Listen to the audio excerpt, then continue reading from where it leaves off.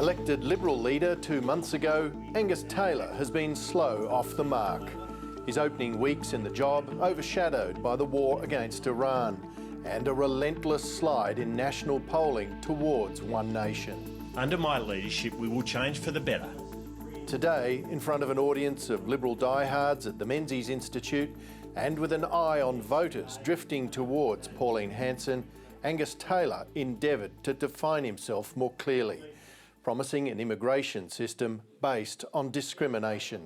Australia has a non-discriminatory immigration program. We don't discriminate based on nationality, race, gender or faith.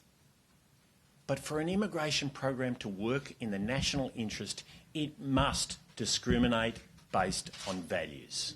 For too long, Angus Taylor says, immigration standards have declined, leaving the door open, in his words, to migrants of subversive intent who want Australia to change for them. Consider what we've seen in recent years.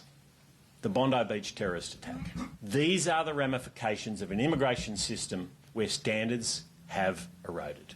While much of Angus Taylor's rhetoric reprises long-standing Liberal views, and many of the policy details are still to come, today's speech suggests he would force anyone applying for a visa, including tourists, to submit their social media accounts for scrutiny. The Coalition's resolve is clear. The door will be shut for those who want to import the hatred and violence of other places to Australia. A future coalition government would also reassess more than 2,000 Palestinians from Gaza granted visas in the wake of the October 7 terror attacks in Israel. When a country brings in too many people, and the people with the wrong motivations, it's inevitable that the character of the country changes.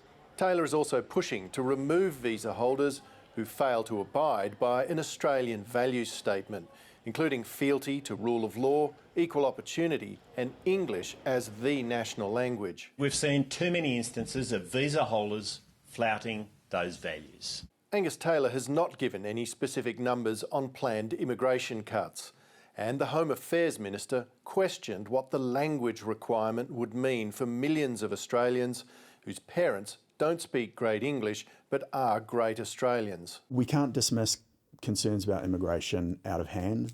As I said, the level of immigration to Australia is a matter for the Australian public to decide. Professor Alan Gamlin, a migration expert at the ANU, worries that today's immigration debate is driven by moral panic and online misinformation. These proposals seem a bit thin, and also surprisingly some of them are out of kilter with what we understand to be Liberal values about individual freedoms, freedom of speech and so forth. Angus Taylor's also advanced the notion that the migration system should preference people from Liberal democracies like Australia. Those who migrate from Liberal democracies have a greater likelihood of subscribing to Australian values compared to those coming from other places, ruled by fundamentalists, extremists and dictators. The problem is that many Liberal democracies also have an ageing population, which means they're competing for young, skilled labour from a limited pool. Youth is a scarce global resource, and we need to get it from the places that are producing it, and those places don't always have the same systems of government, cultures, languages and societies that Australia has. If you don't respect democracy, I'm not sure why you would want to come here. If you don't accept our rule of law, again, I don't think it's right for you. There may be other places in the world, but not here. Liberal Senator James Paterson is the Shadow Defence Minister. James Paterson, welcome to 7:30. Thank you for having me. The last time the Liberal Party tried to outdo One Nation on immigration, it harmed its own standing with migrants. Do you risk doing the same thing this time? Sarah, your department is the political analysis, my department is the policy advocacy, and these are policies that are in Australia's national interest, because I think overwhelmingly Australians agree that in recent years the numbers have been high and the standards have been too low. And the package that Angus Taylor announced today is about addressing that question of standards. Migration has been overwhelmingly beneficial for Australia, but unfortunately we do know in recent years there have been people who have come to this country who do not share our values, who do not believe in our way of life and who want to fundamentally change that. that. And we've got millions of people who'd like to make their home in Australia. We can afford to be selective and choose the best migrants who are most compatible with our way of life and want to uphold our values. What you just referred to immigration in positive terms, but today Angus Taylor described calling diversity and multiculturalism strengths as merely a mantra that is essentially an empty slogan. What's your position on the use of those terms? Well, my position is that Australia is a country that has values, that has tradition, that has history, that it's worth upholding and defending. And if you're someone who lives elsewhere in the world who shares those values, you're very welcome to come to our country. If you want to uphold those values, if you want to strengthen us as a nation, we'd love to have you. But if you have a different worldview, if you don't believe in parliamentary democracy, if you don't believe in the rule of law, if you don't believe in fundamental individual freedoms like freedom of speech and freedom of religion and freedom of association, there are other countries in the world where you would be happier, and we don't want people like that here. But do you think that diversity and calling multiculturalism a strength is merely a mantra, an empty slogan? Well, I actually think the strategic climate that we find ourselves in and the disrupted era that we're in, I'm much more interested in unity than I am in diversity. I want unity of purpose, unity of values, unity of loyalty to our country. Of course, people can come in many shapes and sizes, and we would never discriminate based on religion or on race or on nationality or sexuality or anything irrelevant like that. But we should be selective when it comes to values. If you don't subscribe to Australian values, there are other places for you to live. Well, just on that values question, Angus Taylor said today that a coalition government would make Australian values, the Australian values statement, legally binding. But as the situation stands now, the Minister for Immigration has the power under Section 501 of the Migration Act to cancel visas on values grounds. So what's different?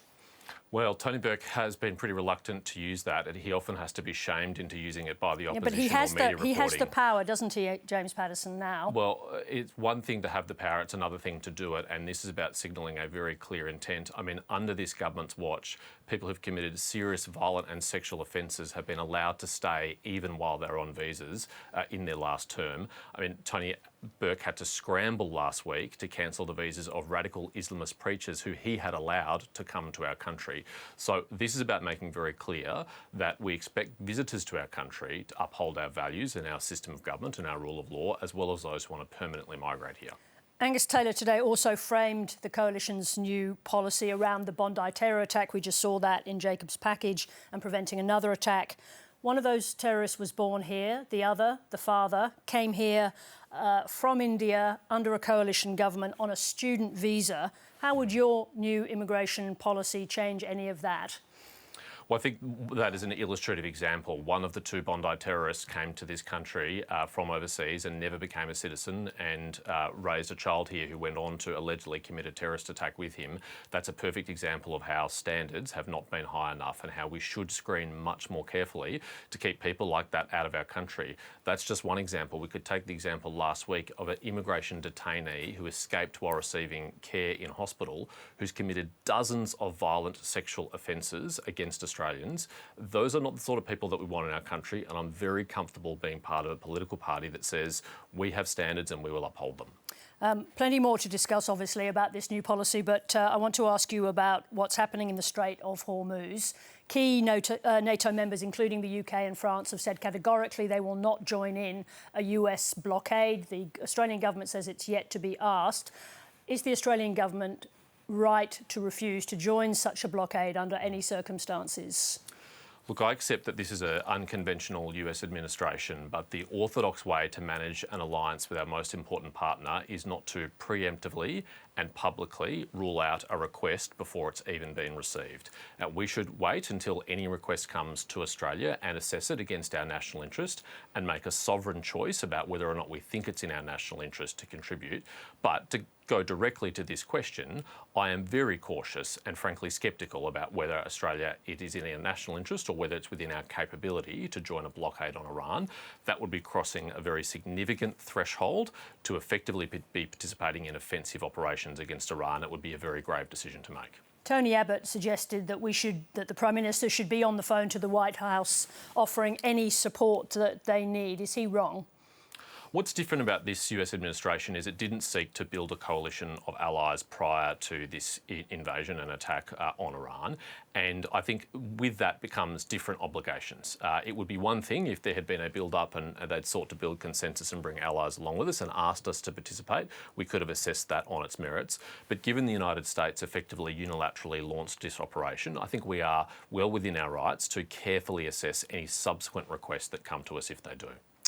Did the US, as well as setting off on this conflict in the way that you just described without building a coalition, did it also badly miscalculate by not dealing with the small boats and the batteries that can attack vessels in the Strait of Hormuz? Did they get that badly wrong?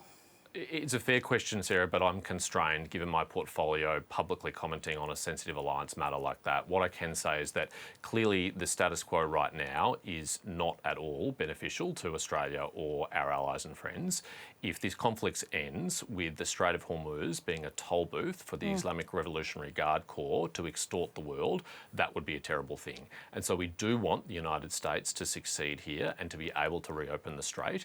And we should consider being part of an international coalition led by the UK and France once hostilities cease to make sure that that strait remains open and that the Iranian regime cannot extort the world. It's a pretty extraordinary situation, isn't it, when both the government and the opposition are reluctant to join a US military effort?